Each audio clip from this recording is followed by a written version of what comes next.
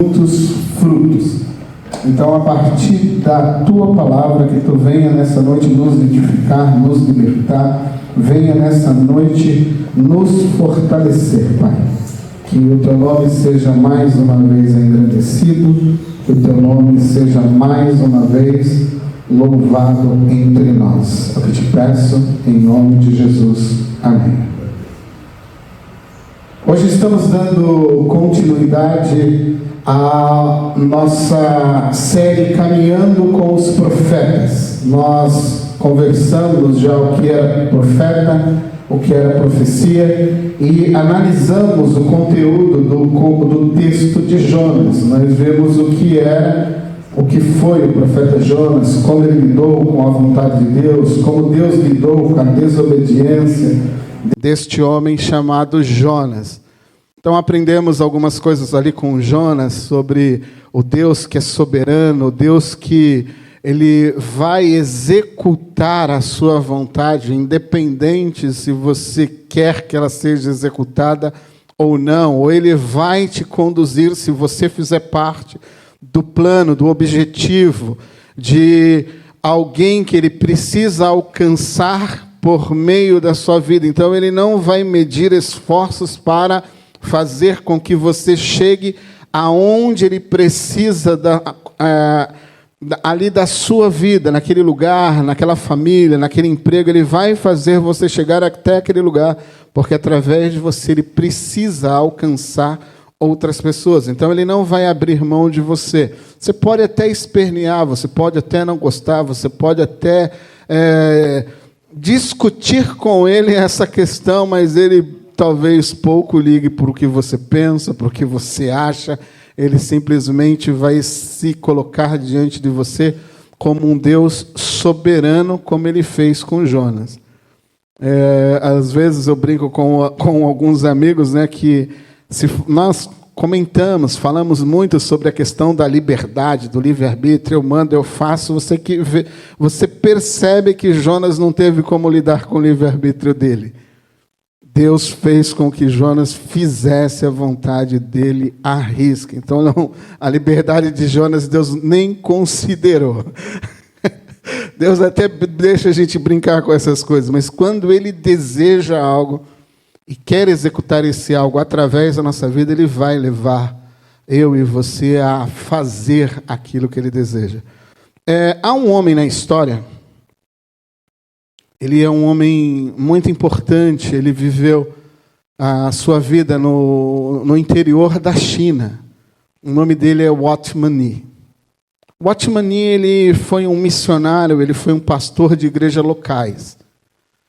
E Watchman Nee foi um jovem excelente, um jovem dado, dedicado à obra de Deus. Então ele plantou igreja, ele fez algo muito profundo dentro do ambiente da China. E a China, naquele momento, era um país livre ainda.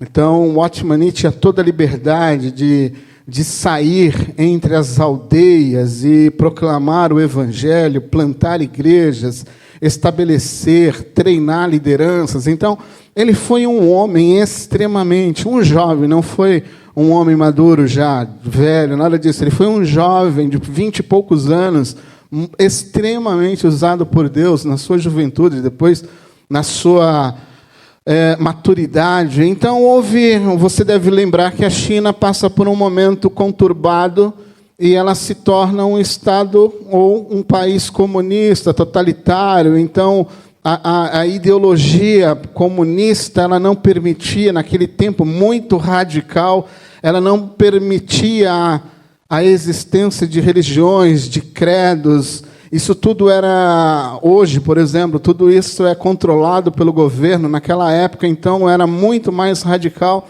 Então, a China passa a ser uma China comunista, e este homem, Watchman Nee, um grande líder dentro, junto com outros líderes, mas um homem que se destacava naquele momento, ele tem a oportunidade de ir embora para os Estados Unidos. Porém, o Watchman Nee, ele entende é concedida a ele a oportunidade de se refugiar nos Estados Unidos. Porém, ele toma a decisão de não ir. Ele entende que o seu papel como liderança cristã na China era algo muito importante. Então ele tem toda a provisão de Deus, se ele quisesse, de ir embora para os Estados Unidos e viver uma vida livre, pregando o Evangelho e tendo a sua liberdade sem nenhum problema. Porém, ele toma uma decisão de ficar na China. E ao tomar essa decisão, ele toma uma decisão consciente, porque ele entende que a China, a igreja chinesa que ali vai ficar e não tem a mesma oportunidade que ele terá, ele entende que ele precisa ficar no seu país, ele precisa fortalecer a igreja chinesa com um exemplo. Então ele decide não ir para os Estados Unidos. Posteriormente, na sequência, o Watchman Nee é preso. E fica preso durante 22 anos. Dentro de uma prisão, sofrendo todo tipo de privações, violências, por simplesmente crer em Jesus Cristo. Então, o que eu gostaria de conversar com você nessa noite e trabalhar com o profeta que temos para esta noite é um tema muito importante. Urias é o homem que vamos ler, vamos estudar nessa noite, vamos aprender com ele nesta noite. O texto que eu quero que você leia comigo está lá no capítulo 26 do profeta Jeremias.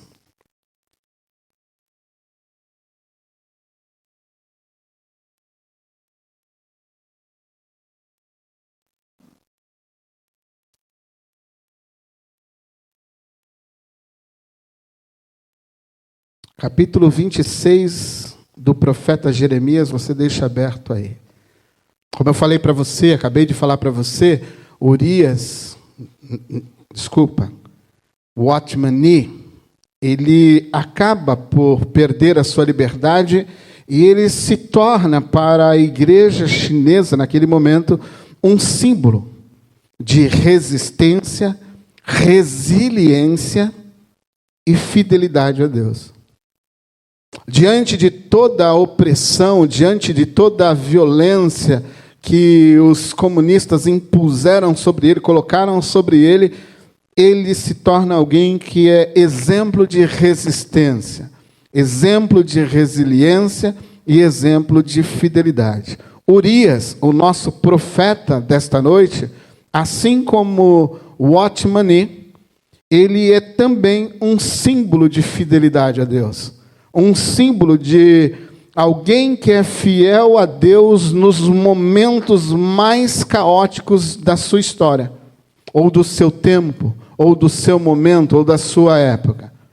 Então, Urias é este homem, assim como Watchman Nee, um homem que permite, que decide a todo custo ser fiel a Deus. E nosso tema nessa noite é a fidelidade. Ela pode te custar tudo. E é isso que nós vamos entender nessa noite. Capítulo 26, verso 20, diz assim: Urias, filho de Semaías, de Kiriat Jearim, também profetizava nessa época, em nome do Senhor.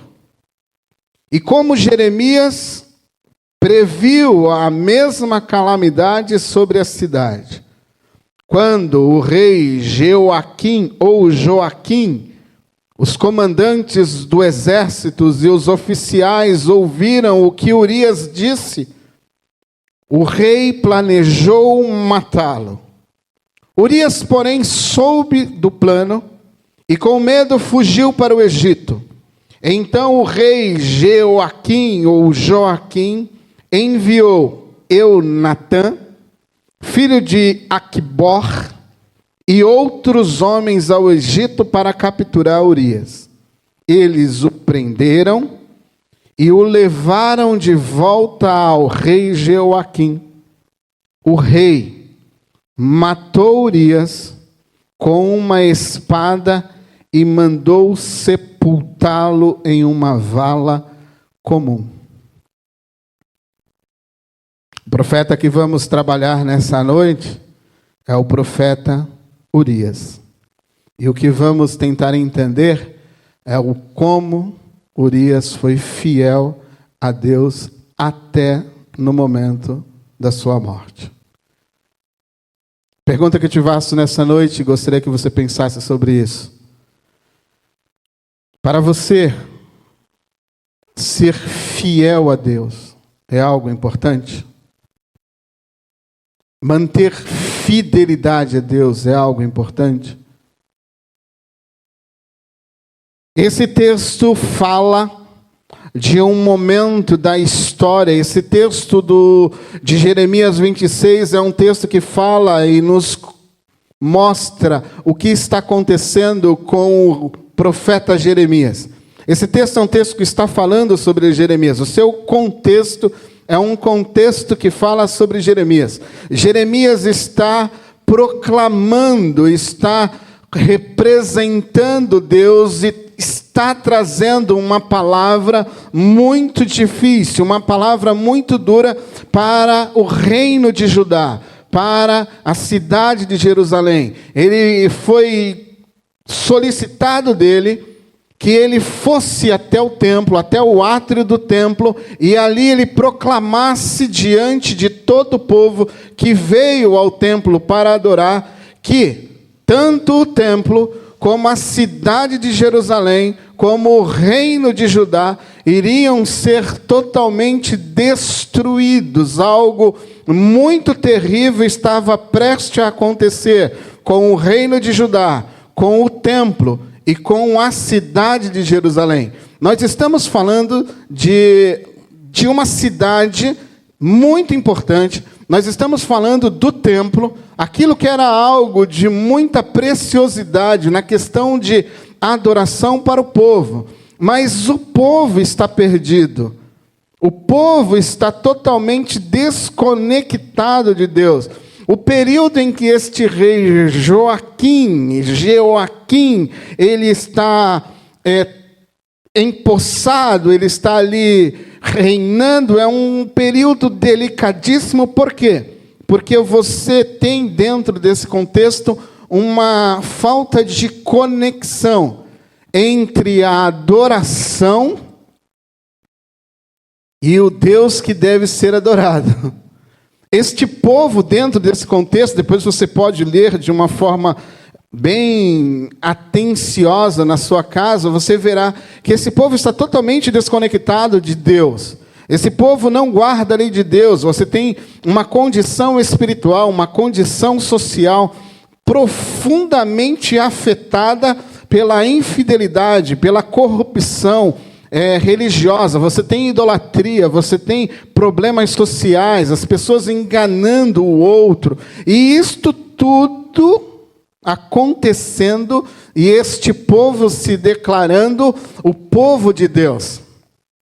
Esse povo declarando, eu sou de Deus, eu sou fiel, e no fundo, ou no final de tudo isso, que você tem aqui dentro desse contexto, é infidelidade, é corrupção religiosa, é mentira, é violência, é maldade, e esse povo chega no templo para adorar, como se nada estivesse acontecendo. E Deus, através do profeta Jeremias, você pode ver isso no capítulo 26, do verso 4 ao verso 6, você vai perceber que Deus fala. E há um detalhe, eu estava lendo esse texto e eu observei um detalhe. No verso 5, Deus diz assim por meio do profeta: eu enviei profetas a vocês. Mas sabe o que me chamou a atenção? É uma palavrinha que está, talvez na sua versão, pode estar assim, sem reservas, é isso?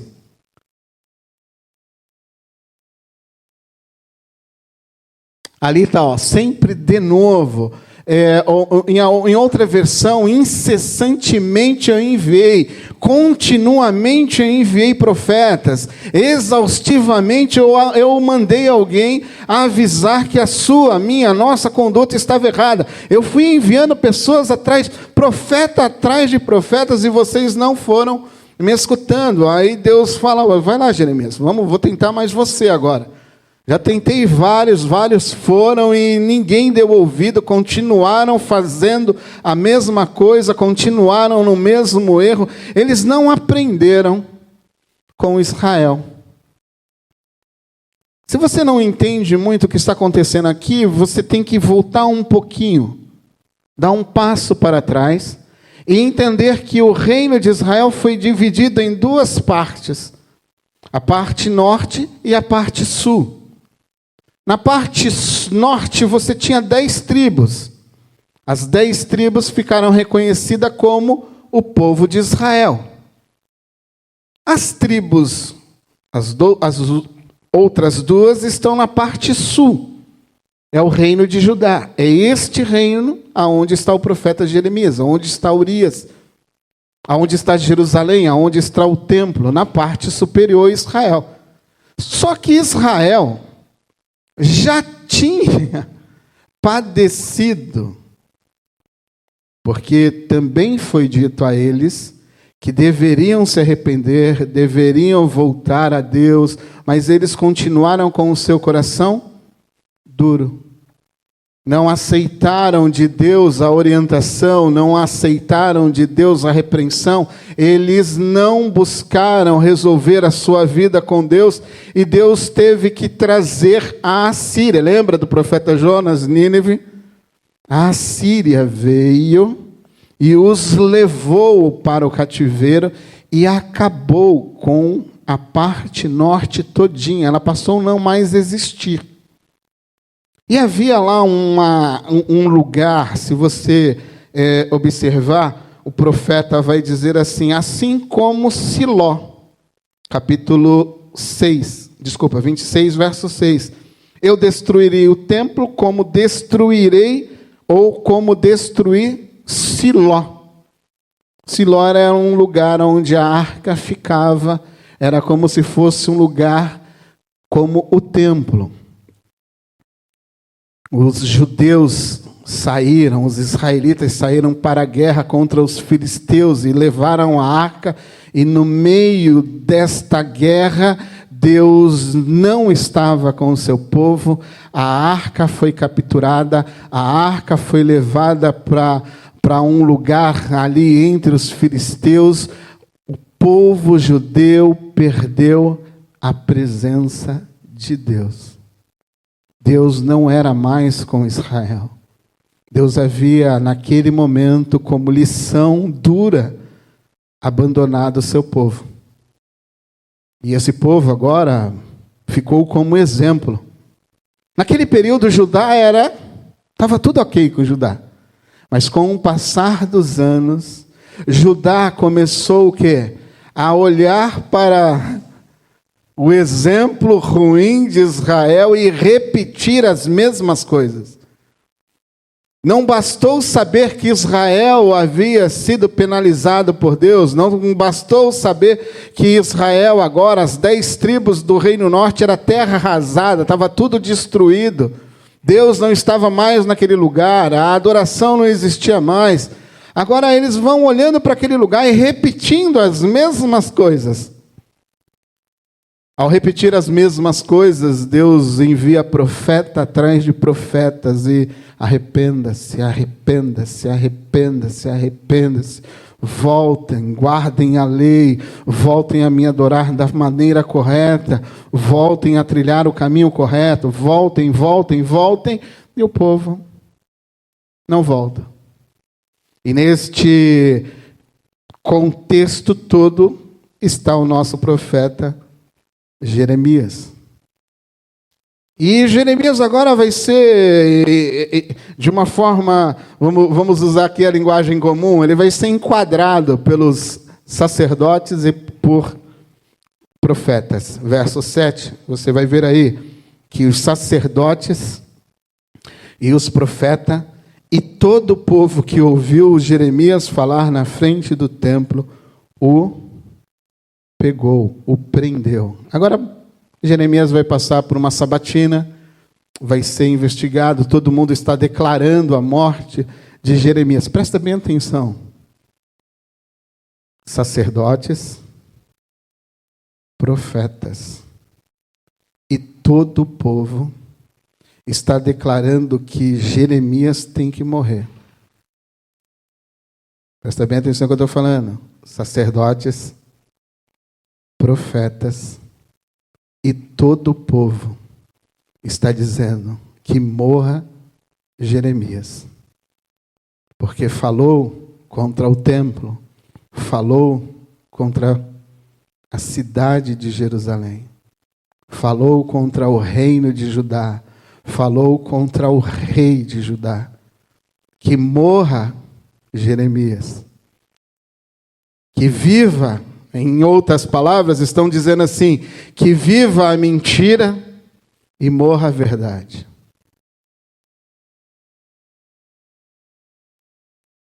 Está entendendo o que está acontecendo aqui?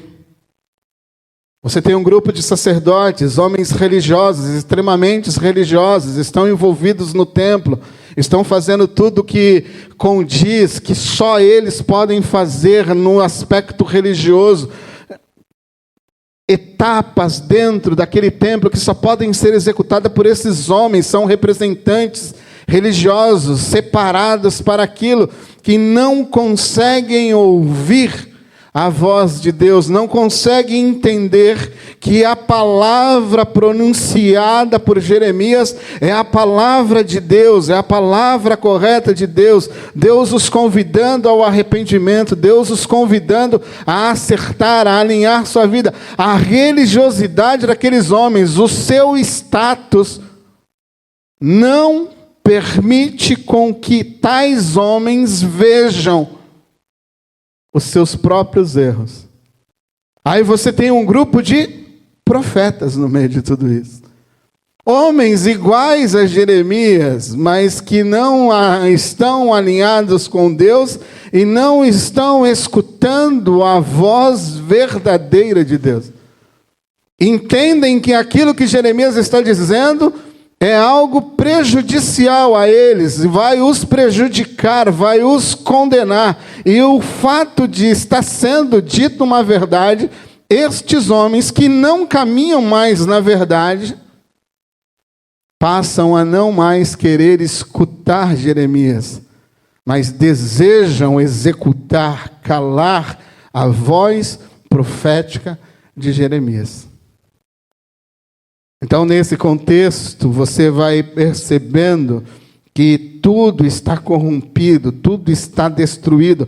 Por várias vezes nesse texto, você vai ver a expressão sacerdotes, profetas, sendo denunciada, sendo apresentada. Esses homens estão totalmente estranhos a Deus, não somente esses homens, mas também este povo. Então, você tem neste contexto um homem chamado Urias.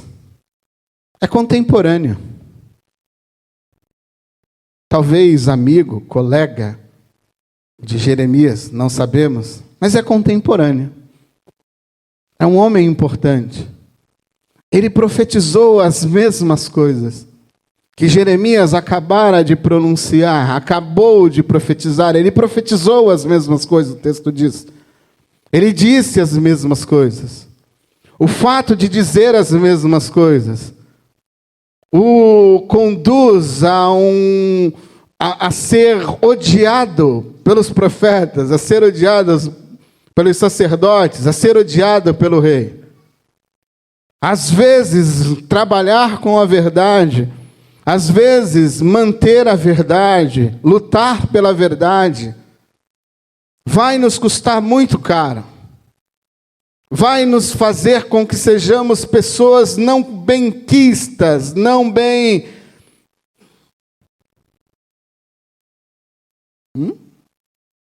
aceitas.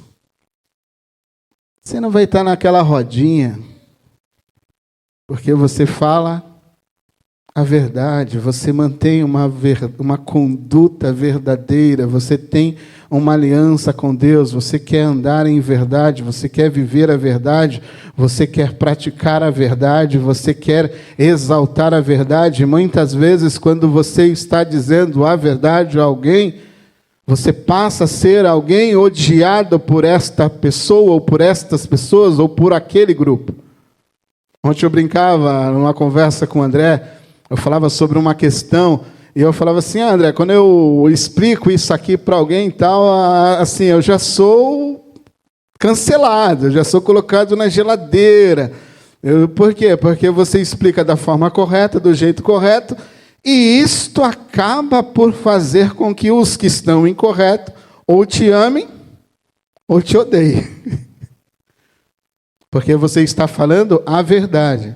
Não é a minha verdade, não é porque eu sou o cara da verdade. É porque quando você vai para o texto e explica para a pessoa, é assim que diz o texto diz assim, a conduta tem que ser assim, explicado assim, vivido assim, porque está escrito assim.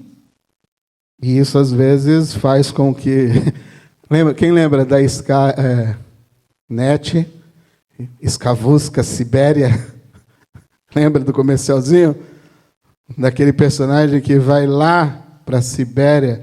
Sibéria como sinônimo de um lugar que você fica vagando, perdido, onde não tem sinal de internet, você fica isolado do mundo. Porque às vezes você está comprometido com a verdade, pode fechar portas, pode custar muito para você, para mim, para nós como igreja. E esse é o contexto. Manter a verdade é algo difícil, não é algo fácil. Então a diferença aqui é que a voz profética de Urias, ela continuou incomodando. Urias pronunciou as mesmas palavras, ou palavras semelhantes. O que estava dito por Urias era praticamente a mesma coisa. Se arrependam, consertem-se diante de Deus, guardem a lei, voltem para o caminho do Senhor. Se você não fizer isso, ele vai vir até esse templo e vai destruir. Ele vai vir até essa cidade e vai acabar com essa cidade. Ele vai vir sobre esse reino e ele vai acabar com esse reino. Para que vocês entendam de uma forma dolorosa que ele precisa trazê-los de volta a ele. Então, Urias é esse homem que vai passar por todas essas aflições. Ele previu a queda, ele vai fazer com que a palavra de Deus seja de alguma forma resistida. Reis, povo, sacerdote, profetas resistem à palavra de Deus. Urias disse uma verdade, Jeremias disse uma verdade, mas o povo resistiu. Eu prefiro a mentira. Não estou muito afim de escutar a verdade. A verdade, às vezes, nos incomoda. A verdade nos tira de situações confortáveis, de mentiras que vamos colocando na nossa mente, na nossa cabeça. E, às vezes, estamos em um ambiente que, por séculos, está nos influenciando de uma forma mentirosa. Por milênios, por anos, estamos ali dentro daquele contexto, porque quando a verdade chega, ela vai impactar o nosso coração de tal forma que ela vai pedir de nós uma posição. Ela vai dizer, ou você é verdadeiro, ou você é mentiroso. E o que Deus estava falando para esse povo era isso. Ou vocês caminham comigo em verdade, da forma como eu peço, ou vocês vão resistir a mim e eu vou ter que trabalhar diretamente com vocês. Então, o que fica aqui, claro, também nesse contexto, é que a palavra, muitas vezes verdadeira, dita por esse profeta, é uma palavra que incomodou. um grupo muito grande de pessoas. E talvez ele seria ali a minoria nesse ambiente.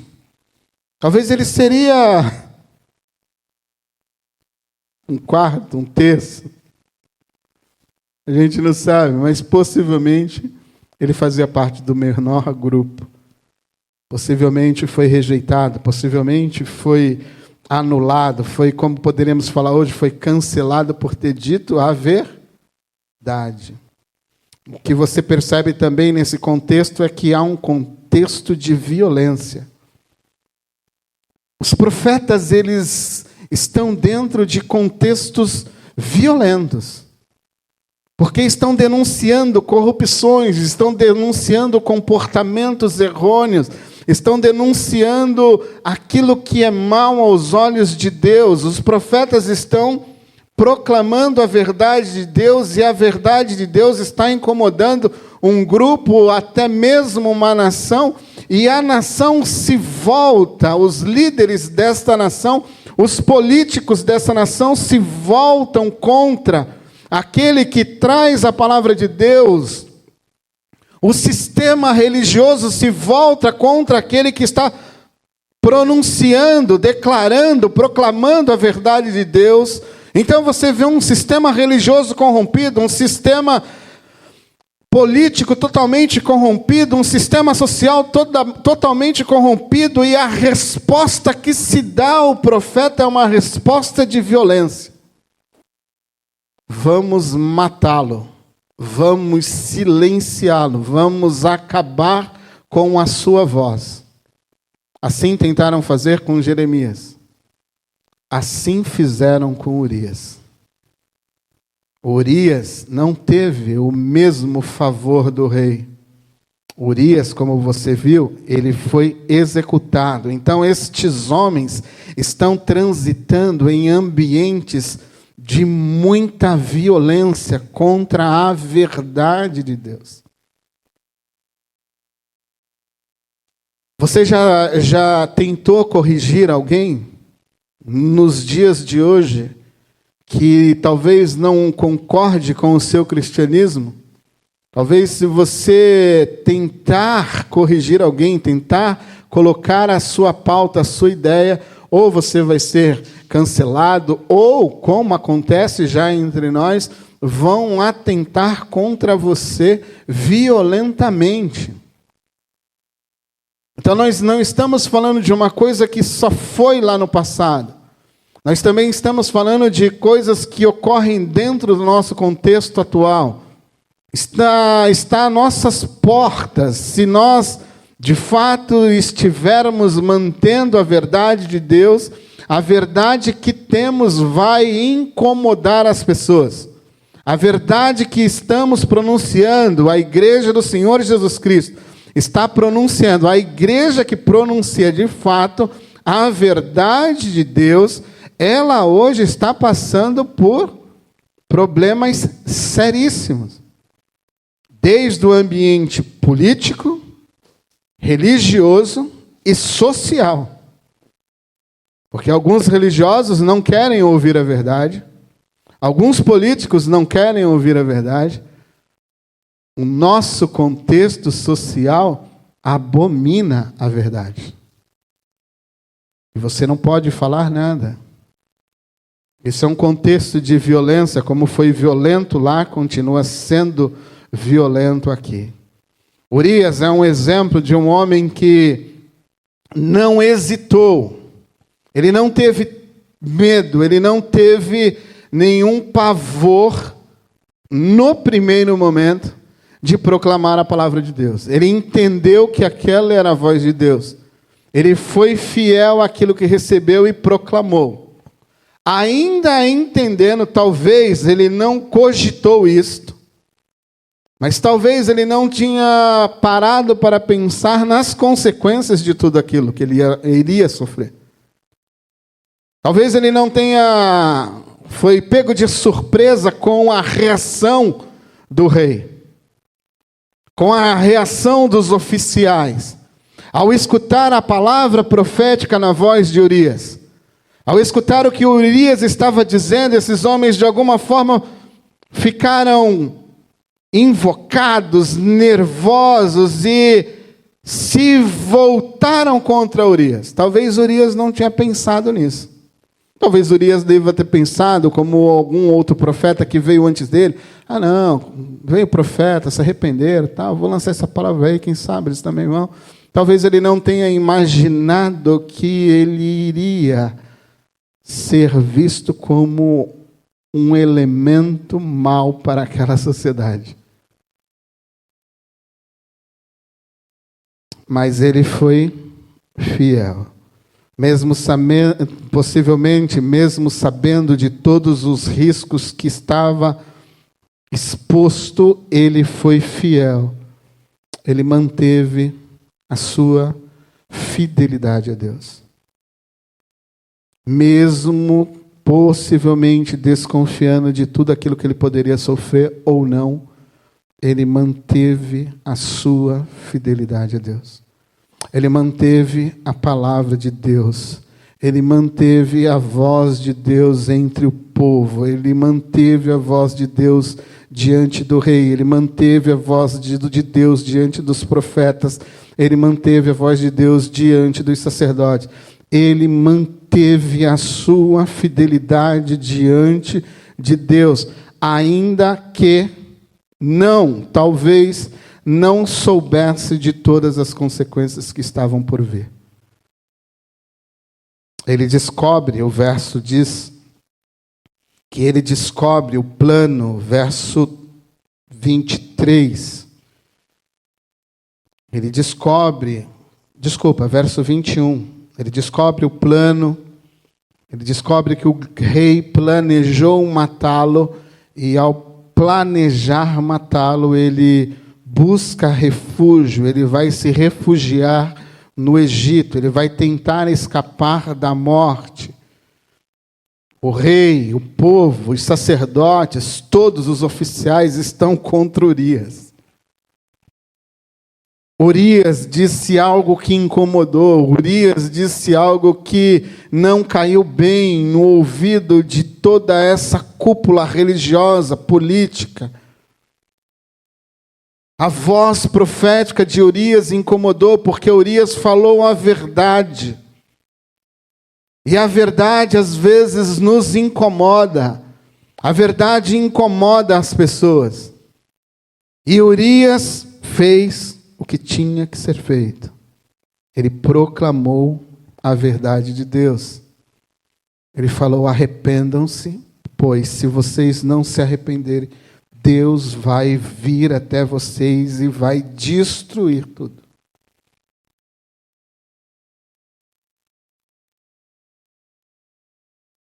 Ele então agora é um fugitivo. E dentro desta fuga, o rei, vamos brincar aqui. O rei pede para a polícia, a elite da polícia de Judá, ir atrás de Urias. Vem aqui. Separa homens do exército, homens bons, prepara um grupo especial, prepara um BOP, uma polícia especial aí, e vai até o Egito e me traga Urias aqui. E vai lá um grupo. Está aí Enaltã, aí filho de Aquibor, e outros homens vão ao Egito e vão capturar Urias. Urias não é só mais um fugitivo, agora ele é um fugitivo. E além de ser fugitivo, ele passa a ser alguém perseguido, não tem sossego, não tem paz. Vamos imaginar uma situação: se esconde hoje na casa do Noé e de repente, olha, estão chegando aí, né? Aí sai da casa do Noé, vai para a casa do André, chega lá, passa uns dias na casa, olha, a polícia está vindo aí. Urias, vai. Aí vai lá na casa da Bel e se esconde mais uns dias. O cara não tem paz, ele está sempre fugindo, sendo perseguido. Então esse homem está sendo perseguido. Esse homem está sendo... A sua liberdade não mais lhe pertence. Agora ele tem que se esconder, ele não é mais alguém livre, porque um dia ele se posicionou. Um dia ele disse: assim diz o Senhor. E o fato dele ter dito isso fez com que ele perdesse não só a sua pátria, mas toda a sua liberdade. E ser um andarilho em uma terra estranha, como um fugitivo, alguém que deveria ficar escondido, até que um dia foi capturado. Então você tem dentro desse ambiente aqui um homem que é símbolo de fidelidade, é símbolo de resistência, é símbolo de alguém que lida com Deus da forma correta, e ele não se liga muito nas consequências, ainda que talvez ele saiba ou não que consequências ocorrerão. Pelo fato dele manter fidelidade a Deus, pelo fato dele ser fiel a Deus, pelo fato dele dizer, eu vou ser fiel à tua palavra, eu vou dizer o que tem que ser dito, eu vou anunciar o que tem que ser anunciado, não importa o que eles acham. Hein? Agora você imagina essa situação, você chegar diante de uma cúpula de sacerdotes, você chegar diante de um grupo grande de profetas, você chegar diante de um grupo, de um contexto social abarrotados de pessoas, e todas essas pessoas estão no templo, e você está vendo lá canções, você está vendo lá sacrifícios, você está vendo lá todo tipo de liturgia acontecendo naquele lugar que é o lugar santo, e de repente chega um camarada no meio de tudo aquilo e diz assim, assim diz o Senhor, se vocês tudo não se arrependerem, ele vai acabar com tudo isso aqui, vai começar pelo templo, vai começar pela cidade e depois pelo reino. Tu ia, não é? Tu ia, Carol? Tu ia, Simone? É como se nós estivéssemos em uma reunião e esse ambiente aqui estivesse lotado, o louvor sendo entoado, a pregação sendo anunciada, de repente chega o Miqueias lá na porta, como quem não quer nada. Assim diz o Senhor. Se vocês não se arrependerem, Deus vai colocar tudo isso para baixo. Se vocês não se arrependerem, Deus vai acabar com toda essa área continental. Se vocês não se arrependerem, Deus vai tirar São Vicente do mapa. O que a gente vai fazer com Miqueias? Tá louco? Aqui todo mundo é crente, rapaz. Tu não está vendo os louvores, tu não está vendo a pregação. Mas aí Miqueias, não sabendo de nada, fala, e a conduta? Como é que está a conduta? O louvor é bonito, a pregação é boa, mas a conduta está alinhado com Deus? Foi isso que foi isso que Urias fez. Ele chegou no meio daquele grupo e disse, vocês estão tudo fora do caminho. Sabe o orgulho religioso? Como assim? Quem é você para falar assim comigo? Eu sou sacerdote. Eu sou tão profeta como você. Nós somos a nação escolhida de Deus. Como assim?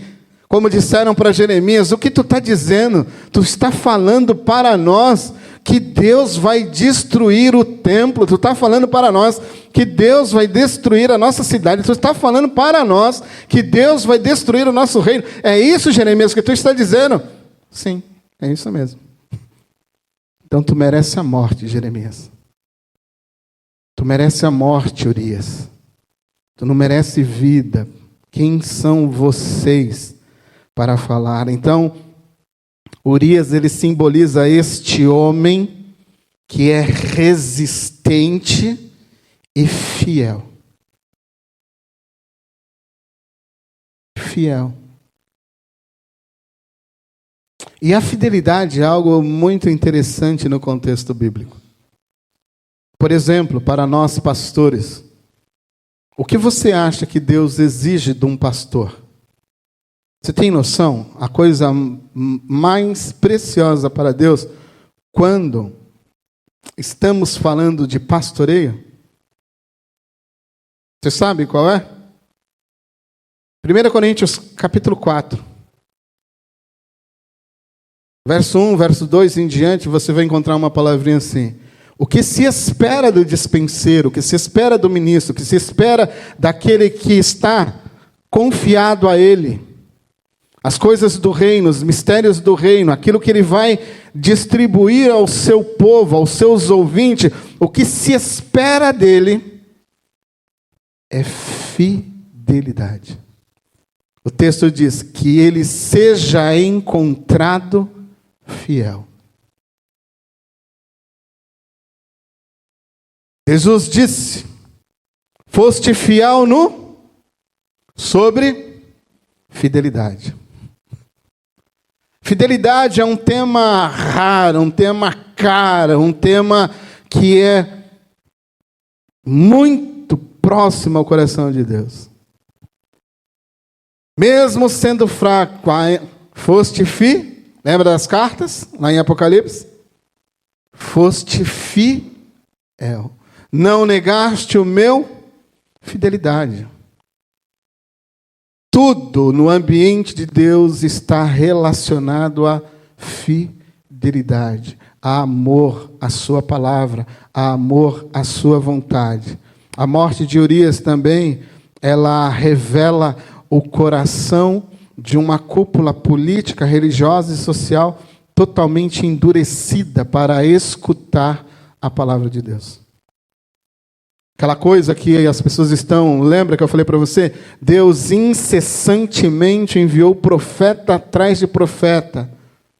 E essas pessoas não se arrependiam dos seus pecados. Tanto a cúpula religiosa como aquela cúpula de profetas, sacerdotes, profetas, levitas, eu imagino tudo que está dentro desse bolo, mais os políticos e o povo. Urias nos mostra que também haverá um coração duro, possivelmente, ele é um símbolo de alguém que falou a verdade, mas muitos não estão dispostos a escutar essa verdade, ou estão mais dispostos a renunciar essa verdade, a mandar embora essa verdade, a não compactuar com essa verdade, a não se arrepender, a não voltar pelo caminho. Então, muitas vezes, eu e você que estamos trilhando o caminho da verdade, devemos entender que a verdade possivelmente nos custará tudo. Nos custará, às vezes, amizade, nos custará, às vezes, trabalho, nos custará propostas. Nos custará muita coisa, porque você vai manter fidelidade. Você vai manter verdade. Você não vai compactuar, você não vai se aliar, você não vai se alinhar. Você vai manter a verdade, a fidelidade. Você será fiel a Deus. E muitas vezes eu preciso que você entenda isso nessa noite. A fidelidade, às vezes, a Deus vai nos custar tudo. Vai nos tirar muita coisa, vai nos tirar muitas oportunidades. Eu e você poderíamos, às vezes, estar muito melhor, porque a vida nos concedeu caminhos e você deve ter olhado para esses caminhos e dito: não posso entrar por esse caminho, porque eu tenho que manter fidelidade. Não posso trilhar por esse caminho, ainda que eu tome todo o prejuízo do mundo, eu manterei a minha fidelidade a Deus intacta. Olha, eu preciso que você faça esse caixinha 2 aqui, porque a gente vai mandar um dinheirinho aqui e tal. Não posso. Então, hoje você não faz mais parte dessa empresa. Eu não posso. Não dá. Não tem como. Eu falo para vocês porque eu já estive neste lado de cá.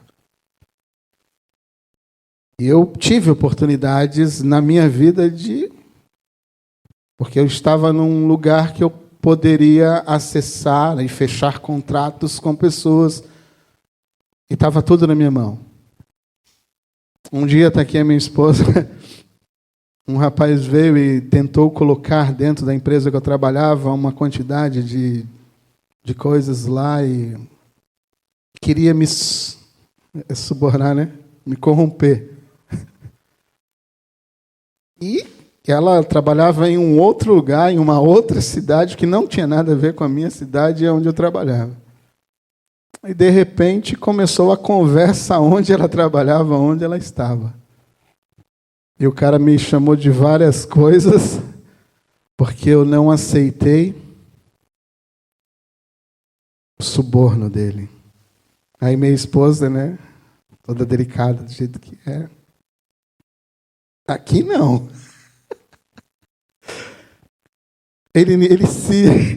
Eu acho que ele nunca imaginou na vida dele que ele ia dar de cara com a minha esposa em uma outra cidade, em uma outra empresa.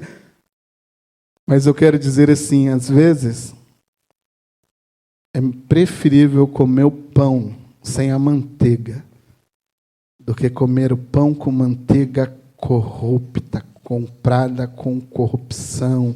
Entende? Deus sempre vai pedir de nós fidelidade. Deus vai nos testar, às vezes, nos mínimos detalhes. Deus vai nos convidar a ser fiéis a Ele, como foi Urias. Urias foi um homem fiel, um profeta fiel. Ele tinha outros profetas do seu lado.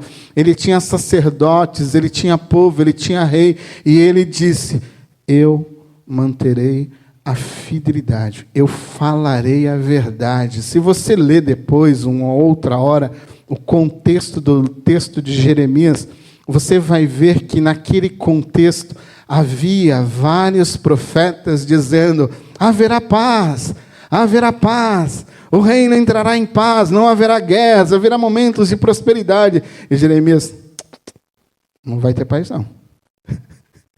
Não é assim, Simone? Vai ter paz não.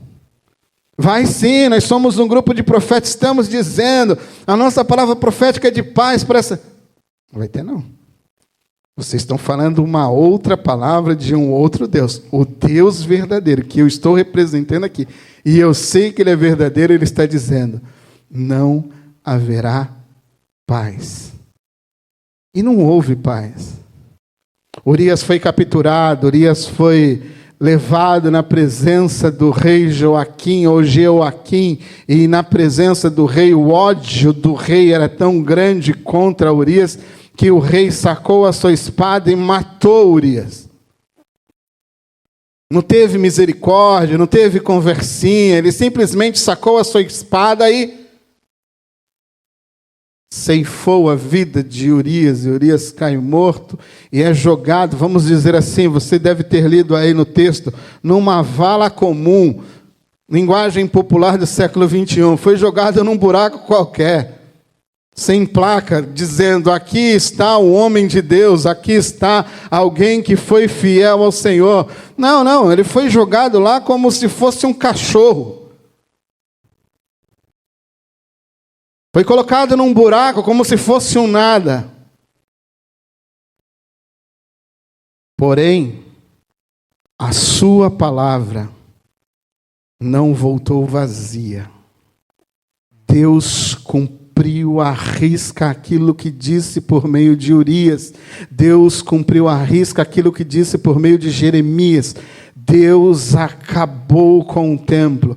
Deus destruiu Judá, Deus destruiu Jerusalém, Deus levou o povo cativo à Babilônia, Deus cumpriu, Deus honrou a fidelidade de Urias. Urias pode ter sido jogado num buraco como um cachorro, mas naquele grande dia ele levantará como alguém semelhante a mim e a você, a imagem, a semelhança de Jesus, e por Deus ele será honrado por causa da sua fidelidade.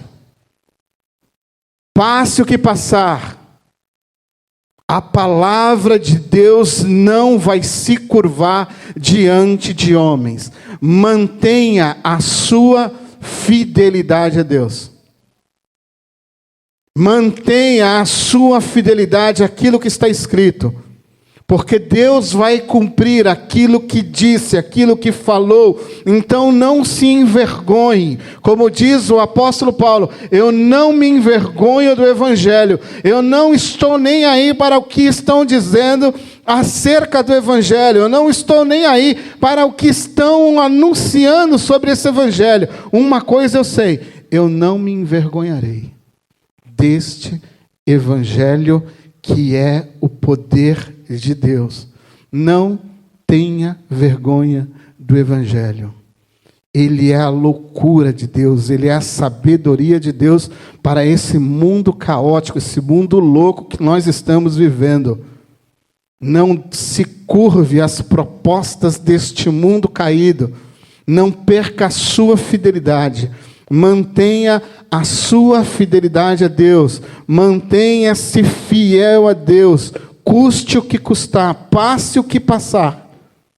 Mantenha-se fiel a Deus. Urias, para nós, nesta noite, é um exemplo de fidelidade.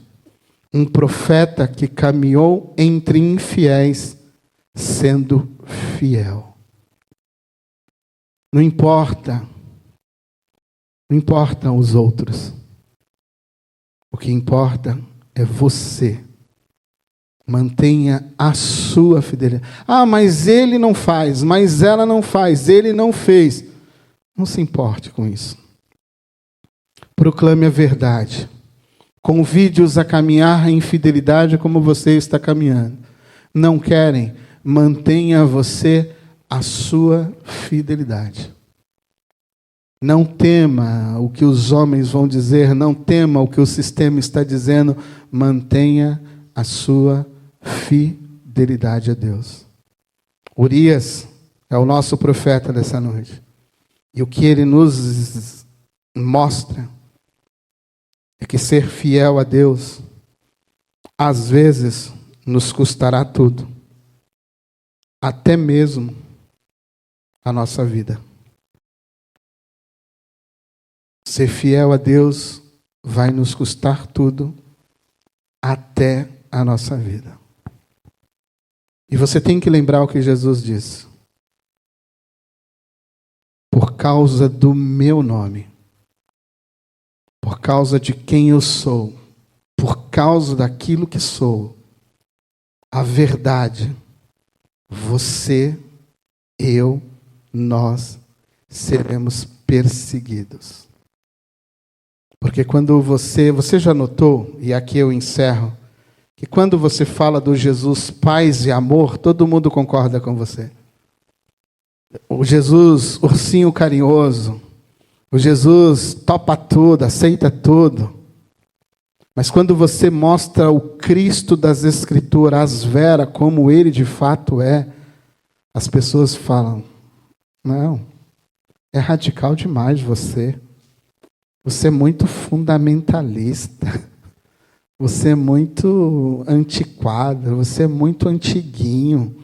Jesus não é assim. Jesus me aceita do jeito que eu sou. Não. Nunca. Ele te recebe do jeito que você vem, mas não aceita que você continue na mesma condição como você chegou. Porque Ele tem para mim e para você uma nova vida. E quando você se dispõe a viver a nova vida dele, você, assim como ele, será perseguido. Porque a verdade chamada Jesus Cristo incomoda. Vamos orar?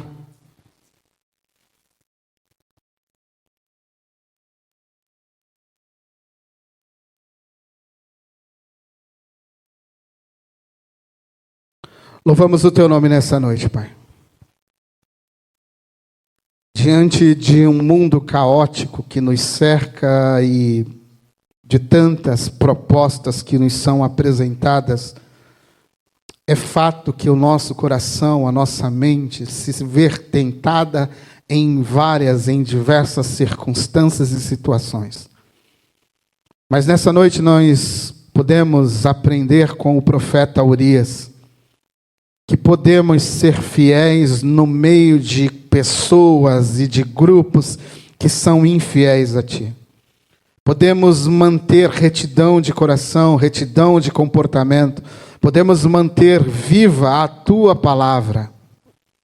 Nós queremos nessa noite te pedir perdão, porque se em alguma situação nós, por vergonha, desprezamos o teu nome.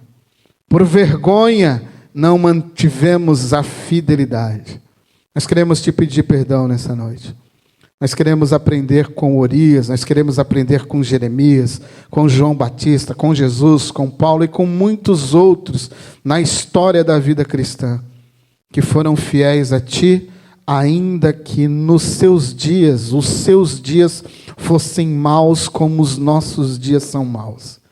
Que tu nos fortaleça como igreja, que tu nos fortaleça como corpo, que aqui exista um lugar que tu se alegre ao ver em nós fidelidade.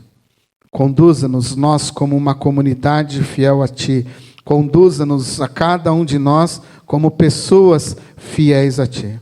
É o que eu te peço nessa noite, em nome de Jesus. Que o grande amor de Deus, que a graça do nosso Senhor e Salvador Jesus Cristo e que a profunda amizade com o Espírito Santo seja com todos vocês. E que todos digam, que Deus os abençoe.